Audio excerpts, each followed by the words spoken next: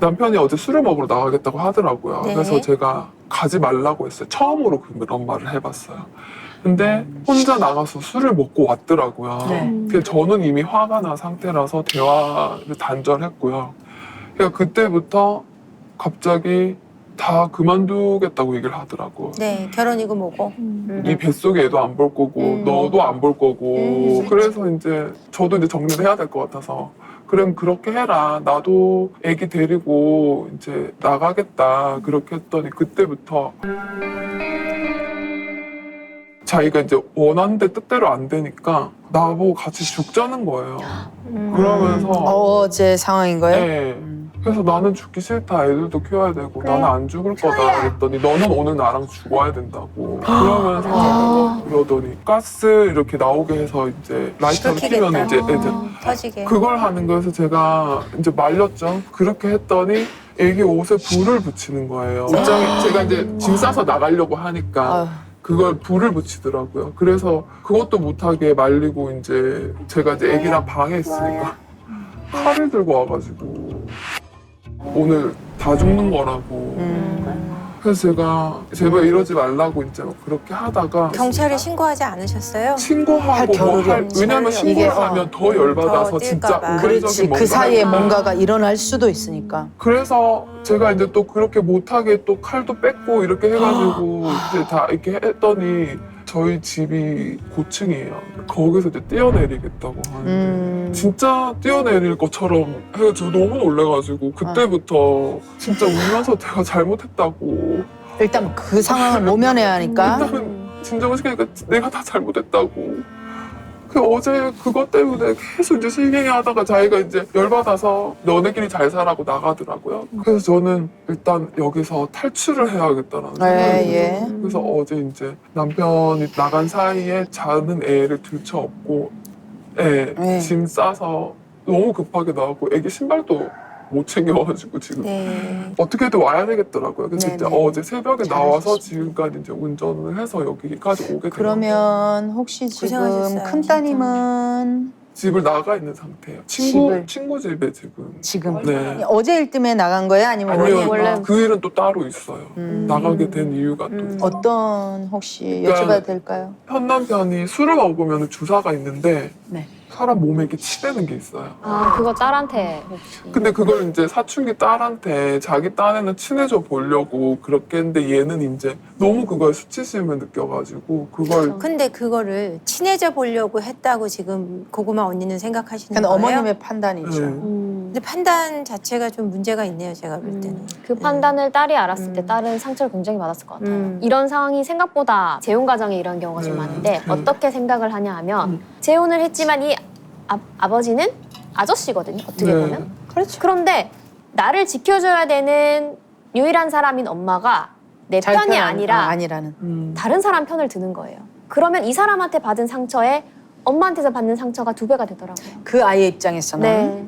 그러니까 저도 그게 이제서야 그 아이의 입장이 보이고 너무 미안하고 그렇게 한데 그 진짜 본인이 너무 그때 또 상황에서는 힘들었어요. 제가 맞아요. 사무조리 그러니까 몸 푼 지 얼마 안 된 상황에 남편은 밖에 나가서 여자들하고 술 먹고 다니고 저는 그 몸을 이끌고 그 뒤를 밟으러 다니고 그러니까 그때는 이제 아이의 마음을 읽어줄 여유가 없었어요. 제가 마음이 거기다가 TV에서나 나올 법한 그런 진짜 뭐 성추행 사건 네. 그러니까 저 그 현실적으로 받아들이기가 너무 힘들었던 네, 거예요. 네. 부정하고 싶을 네. 수도 있고 또 그게 객관적이냐 아니냐에 대한. 네. 혹시 첫 번째 남편분하고는 어떤 계기로 시댁하고의 관계가 우리 안 좋았어요. 고구마 언니랑? 네, 그러니까 그 남편이 원래 결혼할 여자가 있었었나 봐요. 네네. 근데 이제 그 여자를 택하지 않고 뜬금없이 이제 저를 데리고 와서 결혼하겠다고 하니까 시댁에서는 반대를 하셨죠. 그리고 그 여자랑 결혼을 하라고 제가 있는 앞에서 그 얘기를 하셨어요. 결혼 생활은 몇 년 하셨어요? 유지는 거의 한 8년 정도를 했고, 그러니까 이혼 서류 정리하기까지는 8년이 걸렸는데 네. 떨어져 사는 시간이 더 많아요. 얼마나 그러니까 떨어져? 결국. 그러니까 같이 산 시간은 한 2, 3년 되는 것 3년 정도 같고 애기 살고 5년 낳고 별개하고. 3년까지 사는 것 같고 그 외의 시간은 이제 계속 떨어져 있었어요. 근데 결정적으로 이혼하셨던 계기가 이제 그러니까 시댁 때문에 사이가 안 좋았고 서로 계속 사이도 소원해졌는데 결정적으로 이혼한 거는 바람. 아, 첫 번째 네. 옛날 남편분이요? 네, 남편이 이제 회사 생활 힘들다고 저한테 이제 장사를 하고 싶다고 하는 거예요. 근데 저희가 이제 유산이 좀 받은 게 있어서 돈이 있었어요, 집에. 네네. 그러니까 남편이 그거 보고 이제 계속 그렇게 해서 제가 장사하고 싶으면 원하는 그 분야에서 일을 좀 해라. 한 1년 정도. 그랬더니 해주기 싫어서 그런 얘기 하냐고. 해줘야지 이 과정을 지킬 수 있겠다는 생각이 들어서 제가 그때 한 2년 정도 해주고 장사를 하는 중에 계속 이제 적자가 나고 제가 볼 때는 이거는 이제 권리비라도 받고 지금 팔자. 그것 때문에 이제 싸우기 시작했고 네. 같이 또 일을 하면서 싸우기 시작했고. 아, 같이 일을 하셨어요? 근데 이게 답이 안 나오더라고요. 매일 싸우니까. 왜냐면 서로 생각이 다르잖아요. 그래서 이제 제가 친정 근처로 내려가서 일을 했어요. 그래서 일을 해서 이제 남편한테 붙여주고 세 내라고 아이고. 아, 돈을 벌어서. 가게 팔릴 때까지. 내조를 하신 거네요. 네, 그죠? 그렇게 하고 이제 왔다 갔다 하면서 어느 날 보니까 집에 누가 온 흔적 같은 게 있더라고요. 근데 제가 그 사람을 너무 믿었기 때문에 네네. 둘이서 영화보험표가 있는데도 저는 아는 후배랑 갔나? 진짜 그 정도로 믿음이 있었어요. 믿음이라기보다 또 믿고 싶지 않았겠죠. 또 본인이 그래도- 이렇게까지 열심히 지금 이렇게 해주고 그리고 있는데. 또 전 남편이 그 정도로 잘 그 믿음을 주고 할 정도로 잘 했었고 네네네네. 근데 다 알고 보니까 제가 없을 때는 제가 있던 집에서 살림을 차려서 거의 살다시피 그 여자는 또 애도 있는 유부녀였어요. 알고 보니. 그 애를 데리고 저희 집 와서 같이 잠을 자고 뭐 이런 걸 했는데 너무 충격을 받고 제가 네. 이제 남편한테 그 여자 집 가서 내가 다 엎어버리겠다 이랬더니 마지막으로 할 말이 있다고 저보고 한 번만 만나달라고 오라는 거예요. 네. 그래서 이제 만났더니 하는 얘기가 그 여자는 제발 건드리지 마라. 달라고 그 얘기를 하는 더 거예요. 충격받으셨겠네요. 그때 이제 모든 게 다 무너졌죠. 네.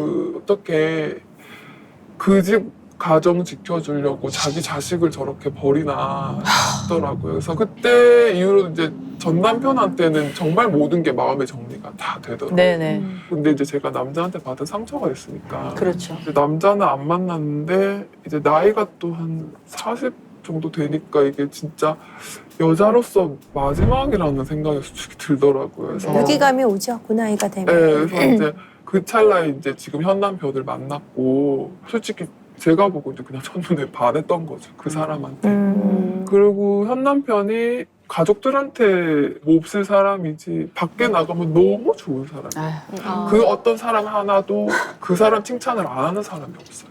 가족들한테 해줘야 될 정성을 밖에 나가서 다 쏟고 이 사람은 밖에 보이는 이미지가 가장 중요한 사람이에요. 네. 그래서 자존감이 엄청 낮은 사람이고. 네, 그래서 심리 상담도 개인적으로 제가 이제 비용을 지불해줘서 받았었는데 상담했던 선생님이 자기 방어가 너무 심해서 상담이 진행이 안 된다라고. 그럴 수 있어요. 그리고 또 국가에서 해주는 뭐 네네. 가족 상담도 하고 했는데 그 상담하시는 선생님이 진지하게 저한테 그 얘기를 하시더라고요. 꼭 가정을 유지하는 것만이 방법은 아니다.